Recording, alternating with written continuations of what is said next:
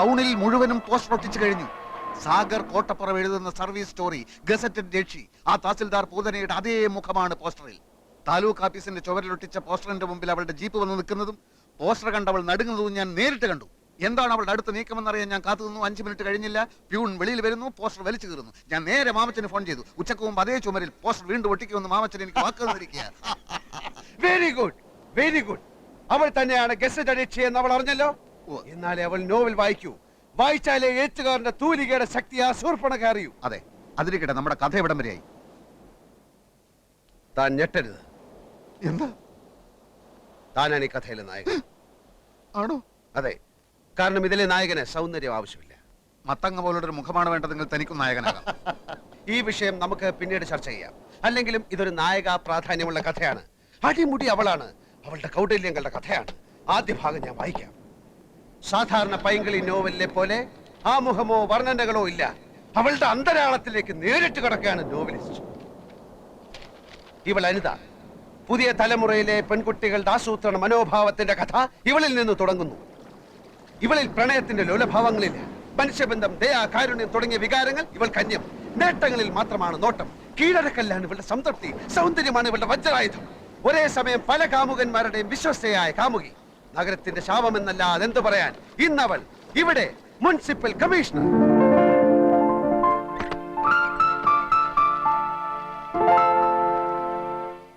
തലയ്ക്കകത്ത് കളിമണ്ണ് മാത്രമുള്ള ഈ കമ്മീഷണറെ സ്ഥലം മാറ്റാൻ നഗരപാലകർ ശ്രമിച്ചതിന്റെ ഫലമായിട്ടാണ് പുതിയ കമ്മീഷണർ ദിലീപ് മേനോൻ സ്ഥലത്തെത്തുന്നത്.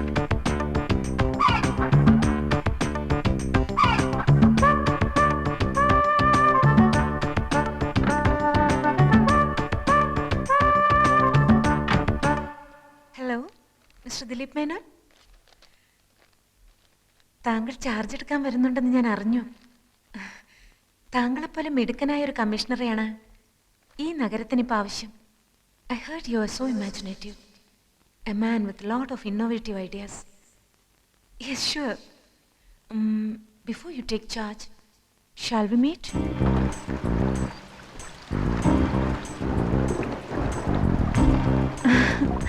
എന്തിനാണ് വരാൻ പറഞ്ഞത്? ആദ്യം അകത്തോട്ട് കടന്നിരിക്കൂ. പറയാനുള്ളത് പറയൂ.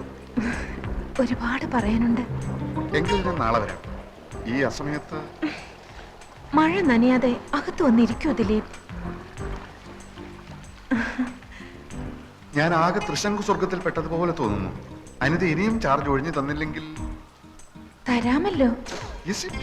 Then let me take charge tomorrow. അത്ര പെട്ടെന്ന് വേണോ? ഇങ്ങനെയൊക്കെ ചോദിച്ചാൽ ഞാനിപ്പോ ഈ വാടക വീട്ടിൽ എന്തിനാണ് ഇങ്ങനെ താമസിക്കുന്നത് എന്ന് തന്നെ എനിക്ക് മനസ്സിലാവുന്നില്ല. എനിക്ക് മനസ്സിലാവുന്നുണ്ട്. എന്തിനാണ്? എപ്പോഴും എനിക്ക് കണ്ടുകൊണ്ടിരിക്കാൻ. നമ്മൾ തമ്മിൽ ആദ്യമായി കണ്ടത് എന്നാണെന്ന് ദിലീപിന് ഓർമ്മയുണ്ടോ? അന്ന് ഈ വാടക വീട്ടിൽ വെച്ച്? അല്ല ദിലീപ്, അതിനു മുൻപ്, ജന്മാന്തരങ്ങൾക്ക് മുൻപ് നമ്മൾ കണ്ടിരുന്നു, സ്നേഹിച്ച് ജീവിച്ചിരുന്നു. എന്റെ ഈ മടുപ്പിക്കുന്ന ഏകാന്തതയിലേക്ക് എന്നെങ്കിലും ഒരു നാൾ എന്റെ ദിലീപ് വീണ്ടും വരുമെന്ന് എനിക്കറിയാമായിരുന്നു.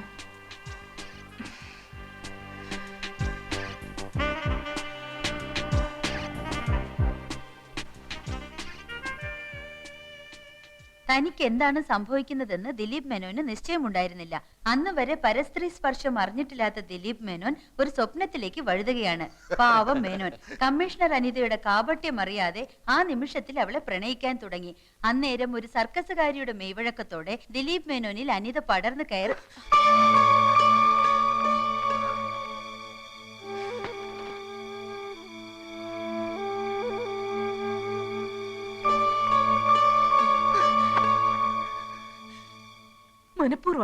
മനഃപൂർവ്വമാണ് ഒക്കെ. സാർ ഒന്ന് വായിച്ചു നോക്ക്. എന്തൊക്കെ വൃത്തികേടുകളാ അയാൾ എഴുതി കൂട്ടിയിരിക്കുന്നത്. പിന്നീട് ദിലീപ് മേനോൻ പ്രഭാതത്തിൽ ഉദിച്ചു വരുന്ന സൂര്യനെ കണ്ടില്ല, നിലാവ് കണ്ടില്ല, ആകാശത്ത് പറന്നു നടക്കുന്ന പറവകളെയും പുൽമേടുകളിൽ മേഞ്ഞു നടക്കുന്ന കുഞ്ഞാടുകളെയും കണ്ടില്ല. പ്രണയമെന്ന ചതിക്കുഴിയിൽ തന്നെ വീഴ്ത്തിയ ആ വഞ്ചകിയുടെ പുഞ്ചിരി മാത്രമായി എപ്പോഴും മനസ്സിൽ. നഗരത്തിലെ പാർക്കുകളിൽ, കടലോരങ്ങളിൽ അവരുടെ രാവുകളും പകലുകളും പ്രണയാതുരമായി തുടിച്ചുകൊണ്ടിരിക്കവേ ഒരു സായാഹ്നത്തിൽ എങ്ങു നിന്നോ തീക്ഷ്ണമായ ആ രണ്ട് കണ്ണുകൾ അവരിൽ വന്ന് പതിച്ചു. തുടരും. അതേത് തീക്ഷ്ണ കണ്ണുകൾ? അതാണ് സസ്പെൻസ്. ഇപ്പൊ താൻ ആകാംക്ഷയോട് ചോദിച്ചില്ലേ, അതാണ് തുടർക്കഥയുടെ ടെക്നിക്ക്. വായനക്കാരെ അടുത്ത ലക്കം വരെ മുൾമുനയിൽ നിർത്തുക. ഈ തീക്ഷ്ണ കണ്ണുകളുടെ ഉടമസ്ഥൻ ആരാന്നാണ് ഞാൻ ചോദിച്ചത്. സസ്പെൻസ് ആണെന്ന് പറഞ്ഞില്ലടോ. എന്നാലും അടുത്ത ലക്കത്തിൽ ആ തീക്ഷ്ണ കണ്ണം കയറി വരില്ലേ? അങ്ങനെ ഒരുത്തന്റെ ആവശ്യം എന്തായിപ്പോ? സംഗതി വഞ്ചനയും മറ്റുമൊക്കെ ആണെങ്കിലും ഞാനും നായികയും പ്രണയിച്ചിങ്ങനെ സുഖിച്ചിരിക്കുമ്പോ മറ്റൊരുത്തൻ അങ്ങനെ ഇടയ്ക്ക് കയറി വരുന്നത് എന്തിന്? അത് പറയാൻ താൻ ആര്? ഒരു എഴുത്തുകാരുടെ സ്വാതന്ത്ര്യത്തിൽ കയറി കൈകടത്തിയുണ്ടല്ലോ. ഒരു പിണ്ണാക്കൂല്ല. ഇറാൻ ഭരണകൂടം സൽമാൻ റഷ്ദിയുടെ തലയ്ക്ക് വില പറഞ്ഞില്ലേ? എന്നിട്ട് എന്ത് സംഭവിച്ചു? അയാൾ ഇപ്പോഴും ഒളിച്ചു നടക്കല്ലേ? അയാൾ ഒളിച്ചു നടന്നാലും അയാളുടെ തൂലിയേക്ക് വിലങ്ങ വെക്കാൻ ആർക്കെങ്കിലും കഴിഞ്ഞോ? ഇനി ഞാനൊരു സത്യം പറയാം, തഞ്ഞിട്ടത് താനല്ല ഈ കഥയിലെ യഥാർത്ഥ നായകൻ. ഈ വരുന്ന തീഷ്ണ കണ്ണുള്ളവൻ അയാളാ ശരിക്കുള്ള നായകൻ. അയാൾ അതിപ്രശസ്തനായ ഒരു സാഹിത്യകാരനും ഒരു നോവലിസ്റ്റും കൂടെ. ഓ, മനസ്സിലായി. ഈ വരുന്ന നോവലിസ്റ്റിന്റെ പേര് സാഗർ കോട്ടപ്പുറം എന്നായിരിക്കും അല്ലേ?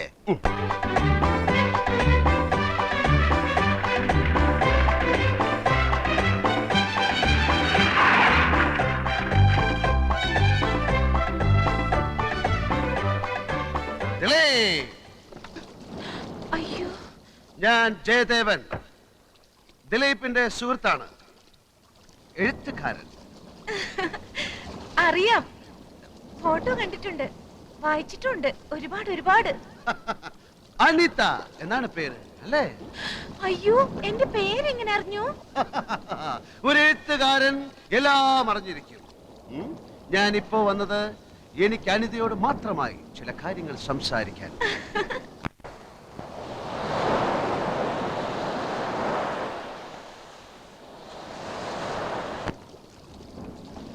അനിത ദിലീപിനെ സ്നേഹിക്കുന്നു എന്ന് ചോദിച്ചാൽ ഇല്ല എന്നാ ഉത്തരം. നോക്കൂ, അവനൊരു പാവമാണ്. ക്യാൻസർ ബാധിച്ച് മരണം കാത്തു കഴിയുന്ന ഒരമ്മ, കണ്ണിന് കാഴ്ചയില്ലാത്ത ഒരു അനുജൻ, കെട്ടിക്കാൻ പ്രായമായ 5 അനുജത്തിമാർ. അങ്ങനെ 100 കൂട്ടം പ്രശ്നങ്ങളുടെ ഇടയിൽ കിടന്ന് നട്ടം തിരിയുന്ന ആ മരങ്ങോടൻ ഒരു ചൊക്ലിപ്പട്ടിയെ പോലെ നിന്റെ പുറകിൽ വാലാട്ടി നടക്കുകയാണ്. അവൻ ആ ജോലി തിരിച്ചു കൊടുത്തില്ലെങ്കിൽ നിന്റെ മോനെ അടിച്ച ചമ്മന്തിയെ കൂടി. എന്ത് പറ്റി പറയൂ, എന്തിനാ? ഞാൻ ആരാധിക്കുന്ന വലിയൊരു എഴുത്തുകാരന്റെ വായിൽ നിന്ന് ഇത്തരം വാക്കുകൾ ഞാൻ തീരെ പ്രതീക്ഷിച്ചില്ല. ഞാൻ സത്യമാണ് പറയുന്നത്. സത്യം എന്തോ ആവട്ടെ. സത്യത്തിന് അങ്ങനെ എന്തോ ആകാൻ കഴിയില്ല, കാരണം സത്യമാണ് സത്യം. വേണ്ട മിസ്റ്റർ ജയദേവൻ, കൂടുതൽ സംസാരിച്ച് നിങ്ങളെ പറ്റിയുള്ള എന്റെ സങ്കല്പം തകർക്കാൻ എനിക്ക് ആഗ്രഹമില്ല. നിൽക്കൂ, എന്ത് തന്നെയായാലും അവനെ ജോലിയിൽ പ്രവേശിപ്പിച്ച് ഞാൻ ഈ ടൗണിൽ നിന്ന് അനിതേ, എന്തുണ്ടായി? നീ എന്താണ് അനിതയോട് പറഞ്ഞത്? അനിത, ഞാൻ പറയുന്നത് അനുസരിക്കുന്നതാണ് നിനക്ക് നല്ലത്. എന്തുണ്ടായി എന്നാ ചോദിച്ചത്? നീ പോടാ, പിണ്ണാക്കുമാടാ. ജയദേവ, അതെടാ ജയദേവൻ തന്നെ. നിനക്ക് നിന്നെ പറ്റി വിചാരമില്ലെങ്കിലും എനിക്ക് നിന്നെ പറ്റി വിചാരമുണ്ട്, മനസ്സിലായോ? ഇതുകൊണ്ട് തന്നെ ഞാൻ പറഞ്ഞത് ഈ മൈഗുണൻ സാഹിത്യകാരന് ഈ കഥയിൽ ആവശ്യമില്ലെന്ന്. പിണ്ണാക്ക് മാടൻ അല്ലേ?